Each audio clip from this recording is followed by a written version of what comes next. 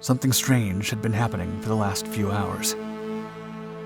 After leaving the Mediterranean Sea, the crew aboard the USS Saratoga aircraft carrier spotted an unidentified vessel following them. She had failed to identify herself and had kept radio silence, but the submarine was on Saratoga's tail, seemingly keeping the pace.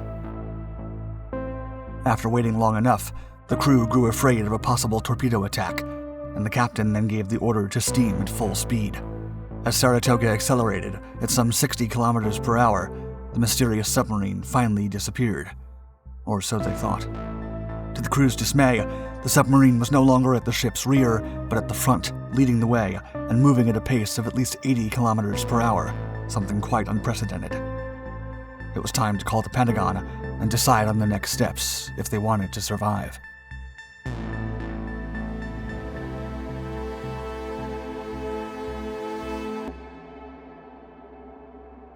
Project 661. In the late 1950s, the Soviet Union began looking for a solution to eliminate American aircraft carrier strike groups. The nation had not fully recovered from World War II and was in no shape to directly engage the U.S. Navy at sea. Following a strategy similar to that of Germany during World War II, the USSR decided to develop state-of-the-art submarines that could get close and personal with the enemy aircraft carriers. But first, the Soviets had to devise a weapon that the submarines could use effectively, as their torpedoes did not reach beyond 4 kilometers. Soviet engineer Vladimir Chalomy then developed a new type of weapon system, creating the powerful P-70 Amethyst, or N-7 Starbright, with an astonishing operational range of 65 kilometers per hour. With this issue solved, the Soviets began working on a unique platform capable of carrying and launching the desired missiles. This unique submarine was codenamed Project 661. Nikolai Isanin from OKB-16 was the mind behind the ambitious program, and development began in 1960. However, it took almost 10 years to complete the one-of-a-kind submarine. Dubbed K-162, the vessel was unlike any other submarine of her time. She became the first submarine with a hull made of titanium alloy, which was anti-corrosion, had low magnetism, and was highly durable. Also, the two-hull structure comprised 9 compartments, but this was only the start of her innovative features. K-162 had more to offer.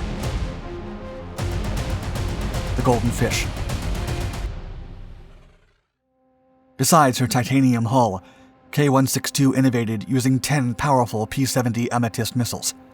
She was also equipped with an NG-K300 sonar system, a Sigma 661 navigation apparatus, a Radian-1 radar system, and a Necrom friend or foe detection system.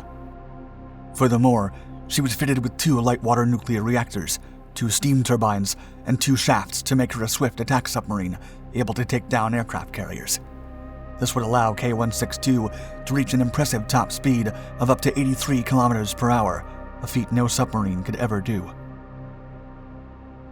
The only drawback of these tremendous speeds was that noise could reach up to 100 decibels inside the submarine's central station. K-162 had a length of 109 meters, a beam of 6 meters, and a draft of 8 meters, and she displaced over 7,000 tons when submerged and could reach a depth of about 400 meters. She was quickly nicknamed the Golden Fish because of her massive cost of approximately $2 billion.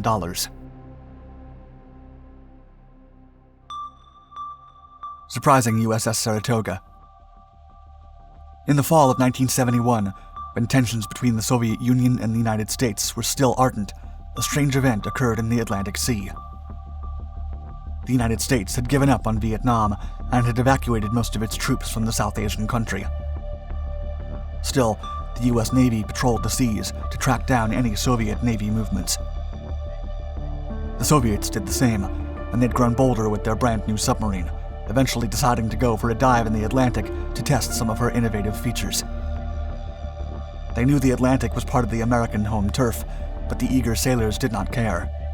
Still, they were cautious and tried to avoid contact with any vessel within their radius, until they saw a juicy target they could trick off. This vessel happened to be the imposing aircraft carrier USS Saratoga of the United States Sixth Fleet. After patrolling the Mediterranean, the gigantic warship was bound for Miami, Florida. USS Saratoga was the second of 4 Forrestal-class supercarriers built for the United States Navy in the 1950s. She had a length of 324 meters, a beam of 40 meters, and a draft of 11 meters. Saratoga was powered by 4 Westinghouse-geared turbines, 4 shafts, and 8 Babcock and Wilcox boilers, giving her a top speed of some 65 kilometers per hour. But that was not enough to outspeed the Golden Fish, and her crew was willing to prove it. The unexpected guest. K-162 decided to chase USS Saratoga to test her top speed and hiding capabilities. It was perilous and could lead to a full-fledged conflict, but the sailors were tired after a tedious patrol and wanted to relax and provoke the Americans. At first, K-162 approached USS Saratoga discreetly. However, the submarine quickly accelerated to reach the American vessel until the U.S. sailors could finally spot her. Minutes later, the Pentagon received an alarming message from USS Saratoga. Many refused to believe it, while other intelligence personnel became highly nervous. Saratoga reported that an unidentified submarine had been following the warship for the past hours. She had failed to identify herself and was simply following Saratoga behind her tail. The American ship had attempted to break away, but the submarine insisted on following her under the water. During the alleged chase, the Golden Fish decided to go full speed at 80 kilometers per hour and went past the Saratoga before vanishing again. It was the first and last time an American and Soviet submarine got so close during the Cold War, and the U.S. Navy was incredibly puzzled. The American sailors could not believe that a secret Soviet submarine had managed to bypass a powerful aircraft carrier. It was unprecedented for a submarine to travel that fast. USS Saratoga had been moving at full steam at more than 60 kilometers per hour, and she was still left behind. They didn't know there was a submarine in the world with such capabilities, but they were now face to face with K-162, the Golden Fish. Legacy. In 1978, Soviet submarine K-162 was renamed K-222, but the Golden Fish nickname stuck. Although NATO forces knew very little about her, they had classified her as a Papa-class nuclear-powered cruise missile submarine. Still, despite the many innovations of the Golden Fish, her days were counted. As the years passed and new technology became available, K-222 stopped being an innovation and became a liability for the Soviet Navy. On September 30th, 1980, one of K-222's nuclear reactors was damaged during maintenance, limiting her operational capability.